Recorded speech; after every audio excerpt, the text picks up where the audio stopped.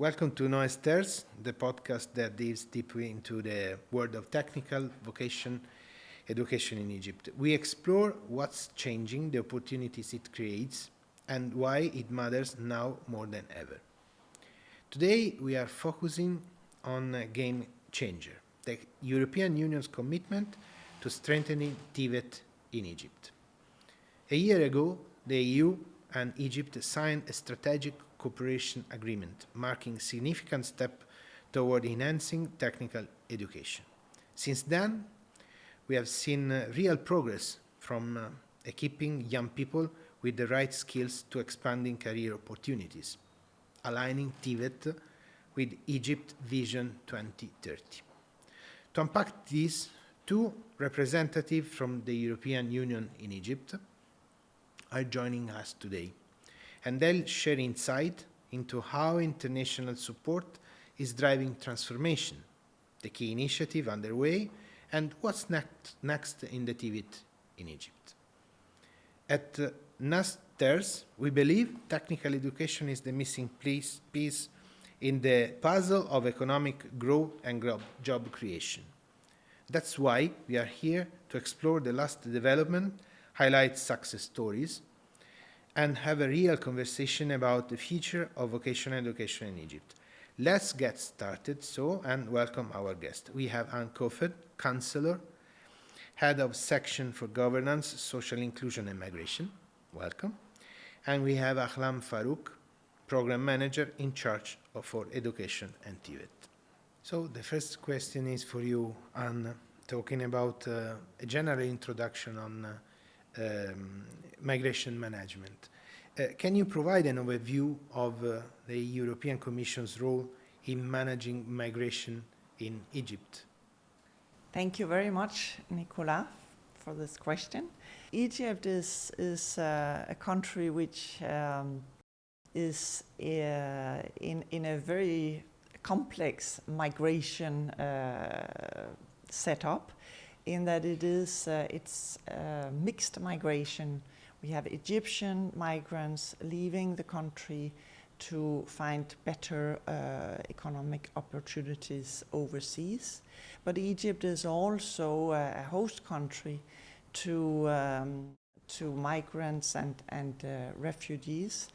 And that is in this role, the EU is in partnership with Egypt, supporting to host vulnerable migrants and refugees and asylum seekers, to also address root causes of irregular migration, and to enhance economic opportunities. And this is primarily through skills development and mobility schemes. All of this is part of what we are partnering with Egypt around in this strategic and comprehensive partnership that you mentioned, Nicolas, which is also covering aspects of migration governance, border management with neighboring countries of Egypt, and also combating criminal networks active in smuggling of human beings. Thank you, Anne. And staying in migration management, can you tell us what are the main objectives of the European Commission migration programs in Egypt? First of all, it is true that since last year, we have stepped up our dialogue and our partnership with Egypt on migration, and we have a comprehensive approach which is meant to really be of mutual benefit for the two partners, EU and Egypt. And it is around 6 pillars one of which is creating livelihood opportunities.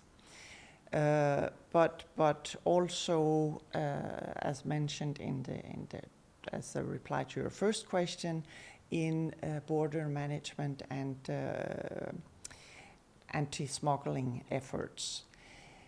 Our ultimate aim is, of course, to prevent loss of life, because migration is all about human beings and seeking other opportunities elsewhere sometimes would imply a dangerous journey. And so ultimately we want to prevent loss of lives, and we want to combat exploitation and help through also our programs in the TVET sector to better equip the youth of Egypt with skills and better opportunities. Important hint, because it allows me to give the floor to Ahlam and to ask her about the general overview of the European Commission role in TVET in Egypt. Can you tell us and tell to the young students what is the status of the TVET and what the European Commission is doing concretely here? Yeah. So first of all, thank you, Nicola, for the questions. And as you know, that EU supporting the TVET sector in Egypt since decades through a policy dialogue and also advisory support to several key stakeholders like Ministry of Education, Technical Education, Trade, Ministry of Trade, Ministry of Tourism, and also Ministry of Labor. And the objective of this support is to support the young generation and the Egyptian workers in order to find a decent job. And also part of this is to support the socio-economic development of Egypt. We have several key areas of support with the Egyptian authorities related, for example, to the development and the implement policies aligned with the international standard. We support also the government on things related to the improve of the governance structure, to also support the quality assurance and accreditation system, providing curricula related to the competence-based education and not the content, so this is very important. So I think with all these important areas of support, will provide us with a skilled labor which can find a good opportunity on the labor market. So this is important because it can facilitate me in asking you what is the concrete support to the improvement of TVET system in Egypt? The EU is supporting the government in the improvement of the TVET sector since decades, as I mentioned in the first question. We already had several intervention and programs through TVET 1 project, TVET 2 project. This is the TVET project is already ended in 2022. And this previous project was focusing on supporting the government on having a very good governance structure, so who is doing what, supporting them in several, providing capacity building to all the management staff, to the teachers, to the trainers, in order to be equipped, in order to provide a very good and quality education and training. And then we have also a project which is very important because it's in the energy sector with our one of the EU member states, the KfW. This is related to the establishment of the 3 center of competence in the energy sector and energy efficiency, in order to also support this area of new area and the new also qualification. We have also our technical arm, European Training Foundation, supporting also us, the EU, and also the government of Egypt, in order to provide assessment to the Technical Education 2.0 reform strategy since 2018 until 23. And I think this is very important to document, which should provide a lot of recommendation and conclusion and findings, which supported the government in order to also work again on the technical education 2.0 and to have additional one, which is also now in the making. Beside that, we will have also a new project signed recently, EU for Yes, which is EU for Youth Employability and Skills. This will be implementing in the ground during the coming weeks. Thank you, Ahlam. And that's the time to understand how TVET and migration can cooperate together. And the question is for you, Anne. And how does the European Commission's TVET initiative collaborate with the migration-focused programs? This is a very interesting question. Yes, thank you so much. We believe that if people decide to migrate, it is because of lack of economic opportunities. And so we have, as Ahlam mentioned, we have for a long time been supporting the TVET sector. And we have for a less long time, but still for some years now, supported also the migration sector. And we have increasingly, and this is through the EUTF, the EU Trust Fund projects, we have identified areas where by working together on the TVET efforts and the combating of irregular migration, we have picked elements and tried to make synergies with the TVET program to help young people without a job and in difficult economic circumstances get more opportunities here in Egypt or elsewhere. And so we are building these skills of unemployed young people to increase their possibilities to find a job, to create a livelihood for themselves. But this is not only benefiting an individual, but also the family of that individual, and ultimately also the community and the country as a whole. So I think on this there's a lot more to be said, and I will hand over to Ahlam to complement with TVET elements. Yeah, I think it's important for the TVET projects to focus not only on the needs on the labor market, but also the needs at the abroad, at the international level, because this link is very important. This will build the trust of the TVET sector in Egypt, and also will give the opportunity for the youth with the skilled labor to also not only having a job here in Egypt, but also they can travel, or if there is any opportunities at for example in the European countries, which there is a high need for a lot of technicians. So this is very important to link between what we are doing on the ground, on the TVET sectors and in the TVET landscape as a whole, and link it with also what the needs from the abroad, from the other countries, in order to have a very smooth pathway for the, for example, employment opportunities. Okay, so it's important now to talk about the importance of cooperation. And that's why I'm asking you, Anne, to say a few words on the importance of cooperation between TVET development and migration management by the government of Egypt in achieving these goals that we were mentioning before. And, for example, supporting initiatives like MEPEP Programme. Thank you very much.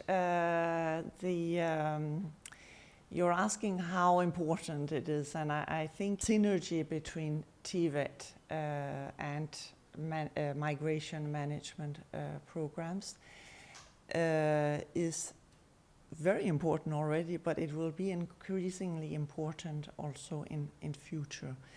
And these efforts are directly addressing the Egypt's and EU's priority to favor orderly, safe, and regular migration. And so it is important and will be important to continue and enhance. Now, in that respect, and specifically talking about MEPEP, I think there, the work that has been done through the MEPEP project is extremely important, and it has successfully addressed this issue of irregular migration by focusing on three main components in the program. One being enhancing and upgrading the infrastructures of vocational training centers. Second, on focusing on empowering and increasing the knowledge and capacity of the trainers and the students alike. And thirdly, by linking up to the needs of the industry, involving industry from the outset. That has also been very very successful and helpful in the MEPEP program. So these three components: infrastructure, people skills, and the link to the private sector, I think is very important. And I can add some juicy facts related to MEPEP on these three aspects, three pillars that you were mentioning. In terms of infrastructure, we have inaugurated the Vocational Training Center in 10th of Ramadan, Serena, the Sharqeya Eco-Resilient Educational Area, and this will provide a real opportunity to the students in the governorate of Sharqeya. From the point of view of the training people, we have been training almost 2,500 young students with modern curricula that have been provided accordingly to the standards that we were mentioning before. And last but not the least, the importance of the cooperation with other ongoing initiatives. We are trying to catch the opportunity to provide a real sustainability to the Vocational Training Center, encouraging the signature of an agreement with another ongoing program. Really important, and I think it gives me the opportunity to touch another point, that is the impact on the communities. So, and this time I want to address the question to you, Ahlam. How does the cooperation between TVET and migration sectors impact local communities, particularly in regions like Egypt with high migration pressures? I think the TVET and skills development is very important to tackle this area, because having the skilled really youth and workers, this is the key in order to have, they have opportunities at the local communities so they can find a good job. Linking the skills with the really labor market needs and the private sector, this is also very, very key here, because by this they can find really an opportunities in the local market, and this will avoid the irregular migration. So this will be migration will be more as a choice and rather than necessity. So it's very important to focus on the TVET project by the government, by the private sector, by also the, for example, the NGOs, the community organization, because they are already on the ground. They know the needs of the private sector. They know already the number of the unemployed, for example, people, youth. So they can really match between both sides in order to find a really decent job.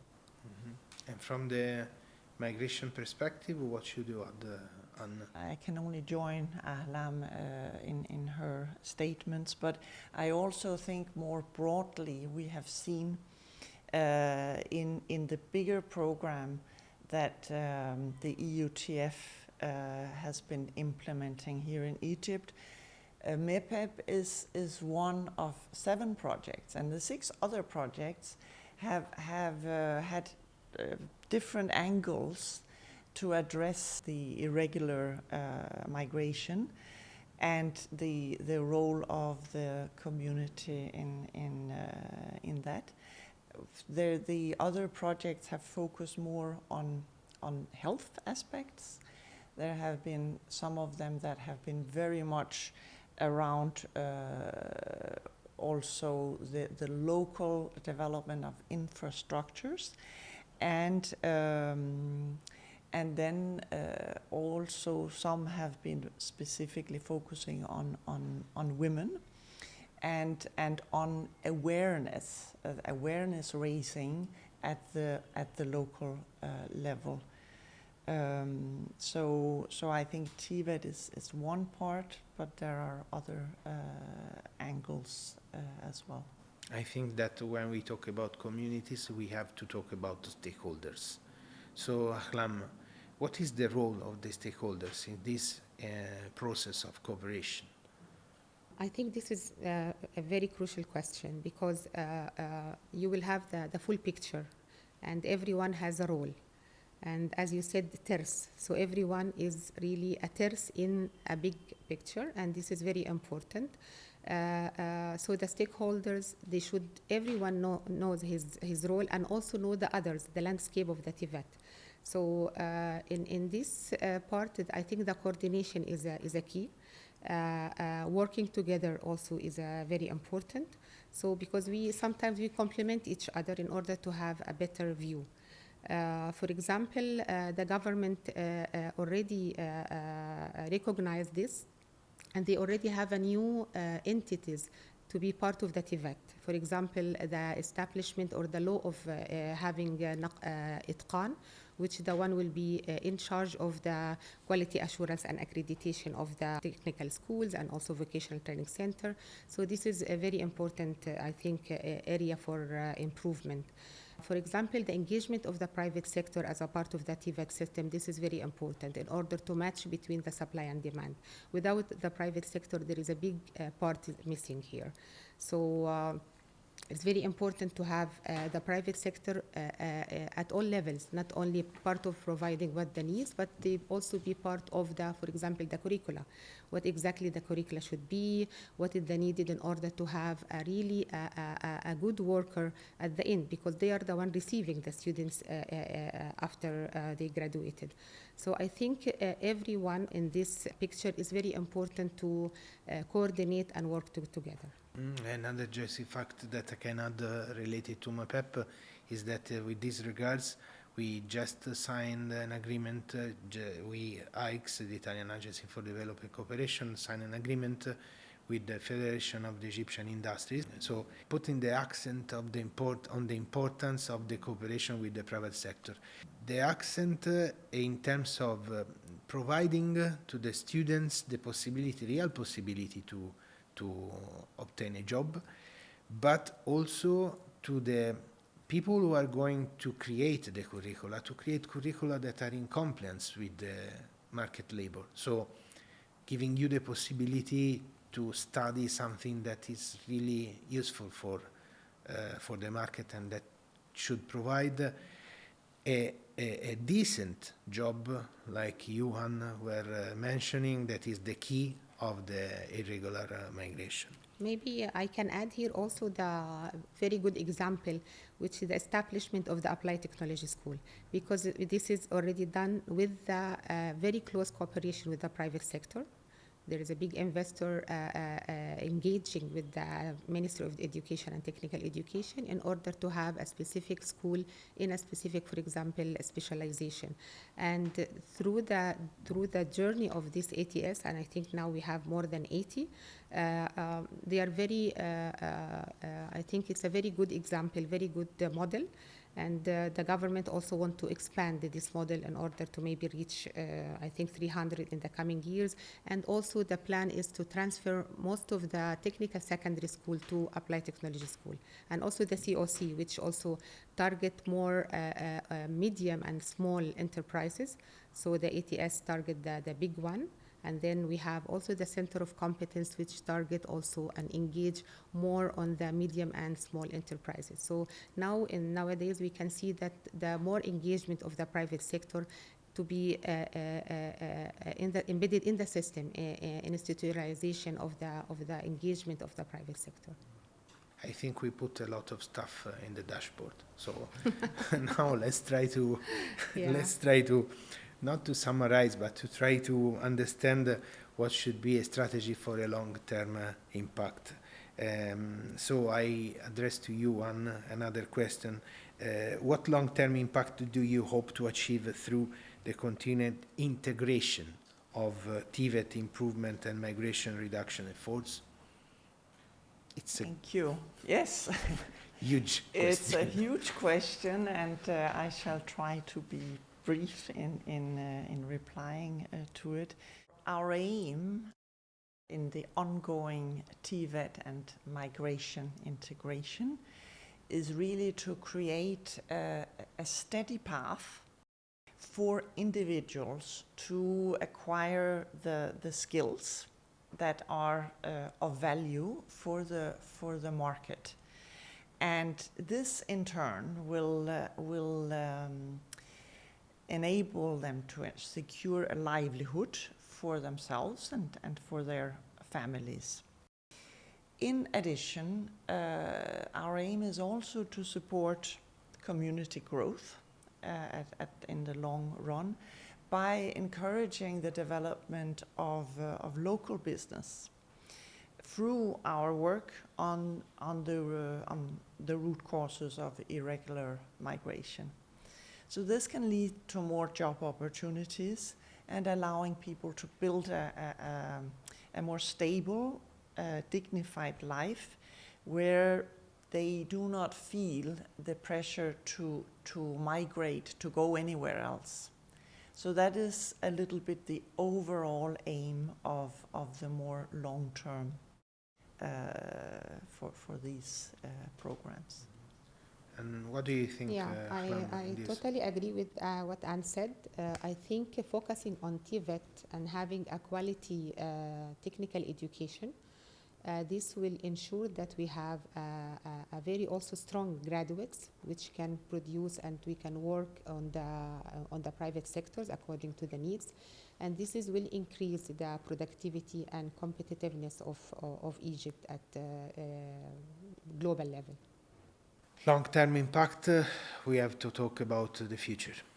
So how do you plan to sustain and build upon success of the MEPEP program in the future? Ahlam, let's start with you. Yeah, I think as in all of our EU projects, we always talk about sustainability from day one.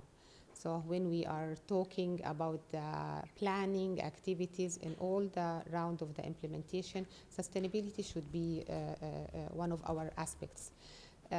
So all the, for example, activities should be embedded in the system, should be part of the, for example, institutionalization of the activities as a part of the, for example, training packages, capacity building, in order to replicate what you are doing during the duration of the program. And then after the project is ended, we took all this information, lesson learned, and then we started to build a new, for example, project. So this should be taken into consideration as a lesson learned and best practice. So I think for future cooperation, this should be collective and then assessed in order to have continuation of what we are doing. to be part of new, for example, initiatives in the for future cooperation. What can we add? Yes, I fully and totally agree. Learning from past experience, but also finding synergies with all the other good initiatives out there is key. And we are right now in the process of reflecting on the programs for the future. And therefore, it is immensely important that we look at what we have learned from our TVET programs on the one hand, but also notably from the projects under the EUTF migration portfolio.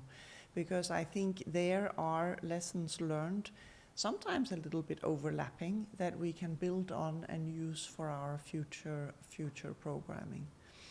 And I would also like to say that it is true that we are in a very good time right now in the EU-Egypt relationships, in that we have our partnership agreement.